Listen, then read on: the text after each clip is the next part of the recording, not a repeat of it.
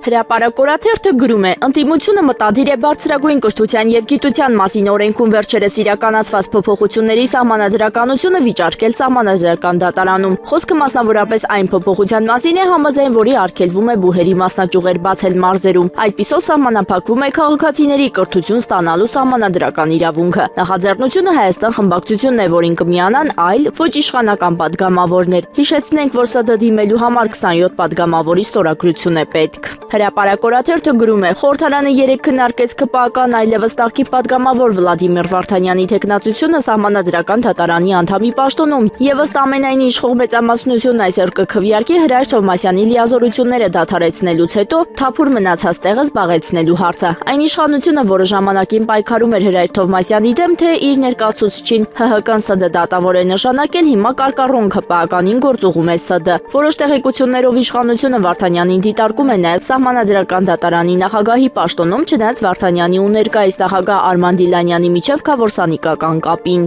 Գագիկ Հարությունյանին անձնուրաց ծառայած Հրայր Թովմասյանի հետ երկար տարիներ ընկերություն արած Վարդանյանն այդ առումով պրոբլեմ չունի։ Պատրաստ է անձնուրաց ծառայել բոլոր իշխանություններին։ Արդյոք նախկին ԿՊԱ-կան Վարդանյանը կկարողանա ՍԴ անաչառ դատավոր լինել։ Երեկ իրեն ուղված այս հարցին Վարդանյանը մի ծիծաղելի պատասխան տվեց։ Նախ ասաց, որ ցավ է ապրում Թովմասյանի համար, ապա թե իր եւ նրա նմանությունը միայն այն է, որ երկուսն էլ այո կուսակցական են։ Նշեց, որ նաև ազգային ժողովի պետաիրավականի նախագահի պաշտոնից են գնում սահմանադրական դատարան, բայց Հրայր Թովմասյանի հարցը խնդրահարույց էր նրանում, որ նա ոչ թե իր գրասահմանադրության հոդվածով էր ընտրվել սահմանադրական դատարանի դատավոր ու նախագահ, այլ նախորդ սահմանադրության, որ երկար պաշտոնավարի։ Ժողովուրդ օրաթերթը գրում է. դատախազությունը հետքի հրապարակումն ուղարկել է հակակոռուպցիոն կոմիտե։ Ժողովուրդ օրաթերթը պաշտոնապես տեղեկացավ, որ առինջի կառուցապատման աղմկահարույց գործով ստուգողական գործողություններ են ընթանում։ Մակուլատուրան ստուգվում է։ Խոսքը վերաբերում է այն աղմկահարույց պատմությանը, որի շրջանակում բացահայտվել էր առինջում կառուցապատված թաղամասի կոռուպցիոն շղթան։ Հետագայում պարզվել էր նաև, որ նույն կառուցապատողից բնակարան են ձեռք բերել նաև Հայկ Կոնջորյանի մայրը Արմինե Կոնջորյանը եւ քույրը Օֆելիա Կոնջորյանը հենց Հայկ Կոնջորյանի թաունհաուսի դիմաց։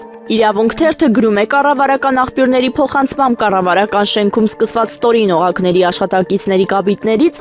/կեք են, որ շարած են։ Ըստ նույն աղբյուրի աշխատակիցները իրար հետ խուլ ու համրի ժեստերով են խոսում, իսկ ինչպես աղբյուրն է ասում, շարից փորձանքից հեռու տրամաբանությամբ։ Աղբյուրն այն կարծիքին է, որ Փաշինյանի մոտ վախերը հասել են այն աստիճանի, որ կասկածով է վերաբերվում անգամ կառավարության ամենացածր աշխատակազմին, որ հանկարծ մեջքից դանակով չհարված են։ Հրապարակորաթերթը գրում է. նախորդ շաբաթ Նիկոլ Փաշինյանը մի խումբ արցախցիների մասնակցությամբ ներառական զարգացում, ձեռքբերումներ եւ անելիքներ խորագրով համաժողով էր կազմակերպել, որի ընթացքում ինքն ու իր նախարարները խոսում էին այն մասին, թե ինչպես են արցախցիների կյանքը դրախտի վերածել Հայաստանում։ Համաժողովին մասնակցող մի արցախցի, որը հետո պարզվեց Արագածոտնի մարզպետի խորհրդականն է, հոտնկայ շնորհակալություն հայտնեց Փաշինյանին։ Պարզվում է միջոցառումից շաբաթներ առաջ կառավարության աշխատակազմը գրություն է ուղարկել գերատեսչություններին եւ հորդորել հավաքագրել այն արցախցիներին, որոնք կհամաձայնեն մասնակցել այդ միջոցառմանը եւ կխոստանան իշխանությանը գովերքող տեքստեր ասել։ Ընտրություններից առաջ Փաշինյանն արցախցիների նկատմամբ էլ է որոշել հոգեբանական տեռոր իրականացնել նման միջոցառումներով ոչ միայն նրանց, այլև Հայաստանի բոլոր քաղաքացիներին ցույց տալ, որ անգամ արցախցիներն են իրեն ընդունում։